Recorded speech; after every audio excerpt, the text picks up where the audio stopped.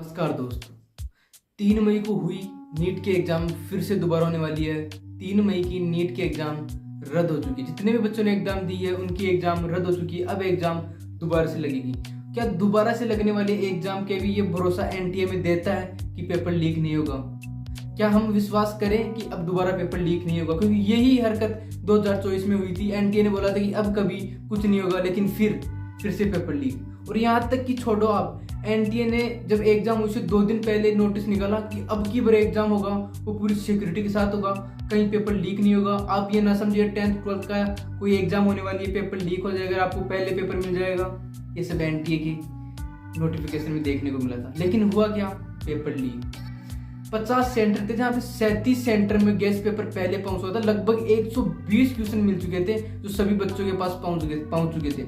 30 40 50 हजार में बच्चों का भविष्य खरीदा और बेचा जा रहा था। तब कहाँ था ये एनटीए? क्या इतनी सिक्योरिटी एनटीए में नहीं है जो बच्चों के भविष्य को खराब होने से रोक सके? क्योंकि एक बार नहीं, 10 साल में लगभग 79 बार पेपर लीक हो चुका है। 79 बार दोबारा एग्जाम हो चुकी है। 90 एग्जाम में से लगभग 79 एग्जाम दोबारा हो चुकी है। आज एक बार इमेजिन करके देखो, क्या इस तरह हमारा देश विश्व गुरु बन पाएगा? हम लड़ते हैं धर्मों पर, हम लड़ते हैं जाति पर, हम लड़ते हैं विपक्ष पक्ष से। अरे उन सबको छोड़ो, मैं किसी पार्टी किसी जनता की बात नहीं कर रहा। मैं बात कर रहा हूँ हम बच्चों की, जिन्होंने नीट की एग्जाम दी थी, जिन्होंने पूरी मेहनत पूरी लगन के साथ नीट की एग्जाम दी थी। आखिर उनका क्या होगा? वो दोबारा एग्जाम दी। सोचो, अब की बार उनके 720 या मान लो 450 460 कितने नंबर थे, क्लियर हो रहा था पेपर। लेकिन अब की बार पेपर में कुछ ऐसा हो जाएगी, उनके नंबर कम रह जाएंगे। क्या बीतेगी उन बच्चों पर?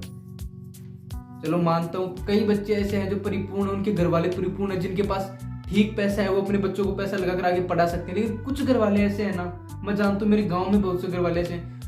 मैं बोलता था कि 1 महीना अगर एक्स्ट्रा हो जाता ना तो ऐसे बोलते हैं कि बेटा तू रहने दे, घर आ जा, इतने पैसे नहीं है इस बार के महीने की, हमारे पास तनख्वाह नहीं है, तो तेरे पढ़ाई की हम वो फीस वगैरह हम नहीं दे पाएंगे। तो उनका सोचो एक बार होगा क्या। 45 लोगों को कम से कम गिरफ्तार किया है पेपर लीक के मामले में। और 2 दिन पहले बता दो, एक दो घंटे पहले नहीं। अरे भाई आरएससीआईटी का भी लीक होता है 1-2 घंटे पहले होता है साला। नीट इतनी बड़ी एग्जाम, इतने बच्चों ने, कम से कम 21 से 26 लाख बच्चों ने फॉर्म भरा था, एग्जाम दी थी।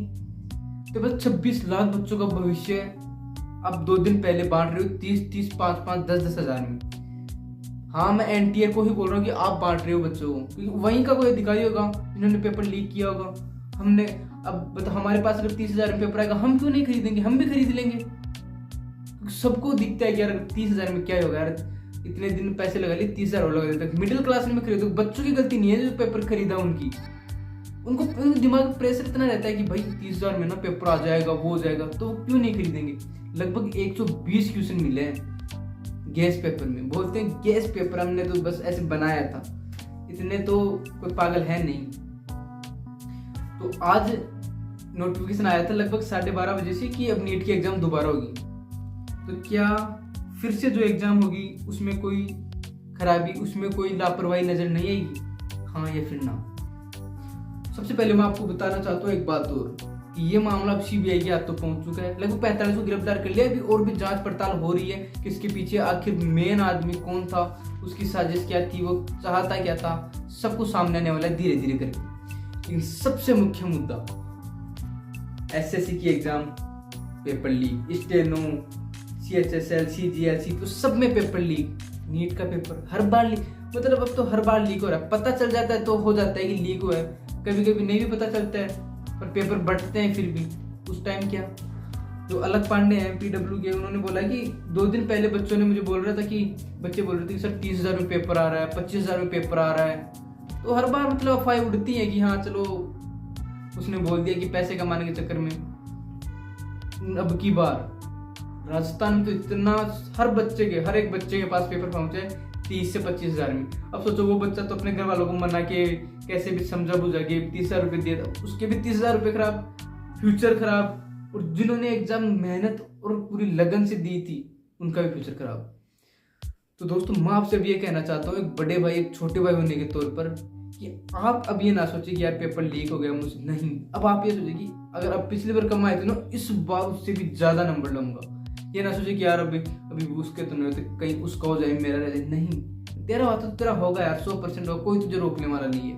बस अपनी मेहनत पर विश्वास रख। और फिर से ये जो भी 1 दिन 20 दिन जितने भी मिले हैं आपको, अभी एनटीए ने जो वो तो जारी कर दिया कि एग्जाम रद्द हो चुकी है, लेकिन अभी एडमिट कार्ड वगैरह एग्जाम डेट है वो भी जारी करना बाकी है, जल्द ही वो भी जारी कर देगी। मेरा अनुमान है जहाँ तक कि 1 मंथ के लगभग लगेगा पूरी एग्जाम को दोबारा कंडक्ट करवाने में। तो 1 मंथ आपके पास री एग्जाम के लिए। तो अब की बड़ी तैयारी ऐसी होनी चाहिए कि अगर आपके 620 नंबर आने चाहिए तो 720 आने चाहिए इस बार रैंक 1 आपकी ही आनी चाहिए। ठीक है दोस्तों, तो आज तक इतना ही।